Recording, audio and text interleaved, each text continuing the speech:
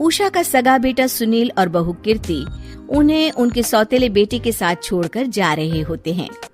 बेटा, तेरी जब कमाई बढ़ जाएगी कम से कम तब तो मुझे तू लेने आ जाना। हाँ हाँ माँ, क्यों नहीं।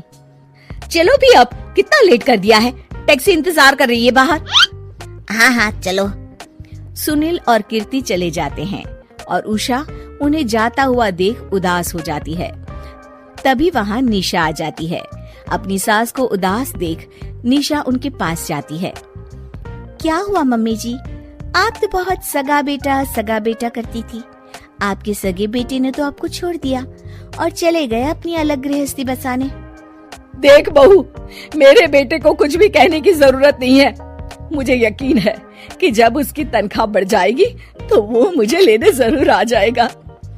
हाँ, ये भी देख लेंगे कि वो लोग आपको वापस लेने आते हैं या नहीं। तब तक तो आप भी यहीं हो और मैं भी। उषा अपने बेटे के ना होने से बहुत ही उदास रहने लगती है। उन्होंने खाना खाना भी छोड़ दिया। सुनिए जी, मम्मी जी ने आज भी कुछ नहीं खाया।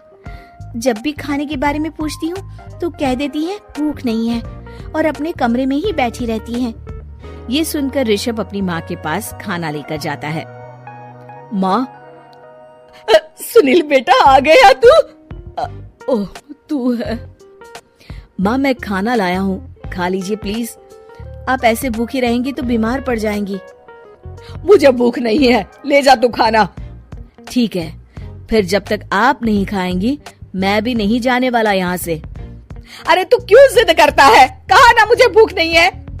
अरे मम्मी जी, आप खा भी लीजिए ना, ये कितने प्यार से आपको खिला रहे हैं, उसकी तो कदर कर लीजिए कम से कम। अरे तू क्यों बीच में हमेशा अपनी टांग अड़ाती है? ठीक है, लाओ दे दो। कम से कम खाने के बाद तुम दोनों तो इस कमरे से जाओगे। उषा खाना खा लेती है और ऋषभ और निशा ये देखकर खुश हो जाते हैं। चलो, कम से कम माँ ने खाना तो खा लिया। उषा एक दिन सुनील को फोन मिलाती है। हेलो बेटा सुनील, तू घर मिलने आ जाना बहू को लेकर। कितने दिन हो गए, बहुत मन कर रहा है मेरा। हाँ हाँ ठीक है माँ, ऑफिस में बहुत काम है, टाइम मिला तो आ जाऊंगा। सुनील फोन काट देता है। हेलो सुनील बेटा। सुनील की बात सुनकर उषा उदास हो जाती है। तभी वहाँ ऋषभ आ जाता है। माँ, ये देखो, मैं जलेबी लाया हूँ तुम्हारे लिए, तुम्हें बहुत पसंद है ना? उषा जलेबी देखकर बहुत खुश हो जाती है। अरे वाह, जलेबी ला दे। उषा जलेबियाँ खा रही होती है और ऋषभ अपने कमरे में चला जाता है।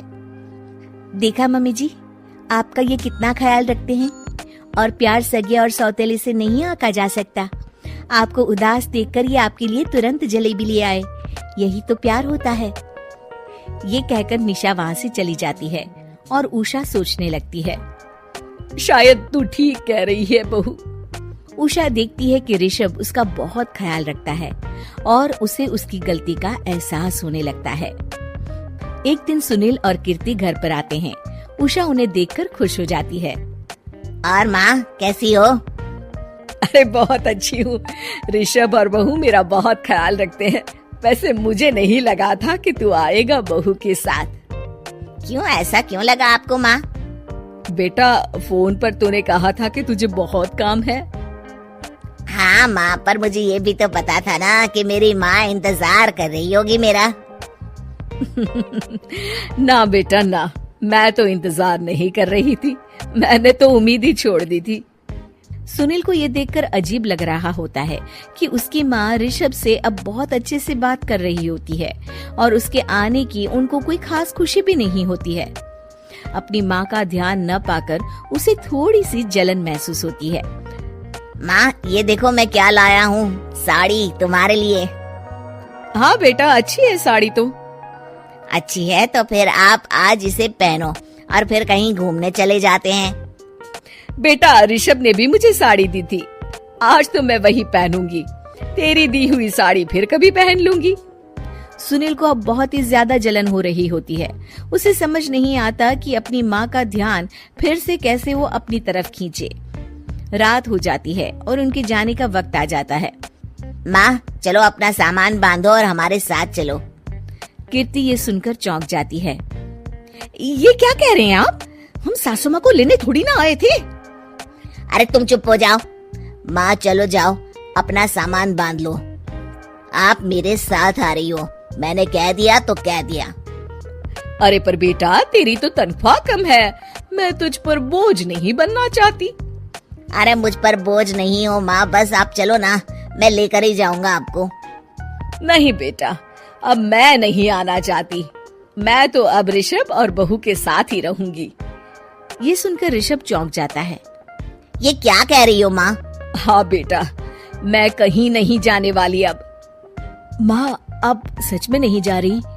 नहीं बेटा, मैं तो तेरे पास ही रहूंगी अब, और जो प्यार मैं तुझे नहीं दे पाई वो सब दूंगी बेटा।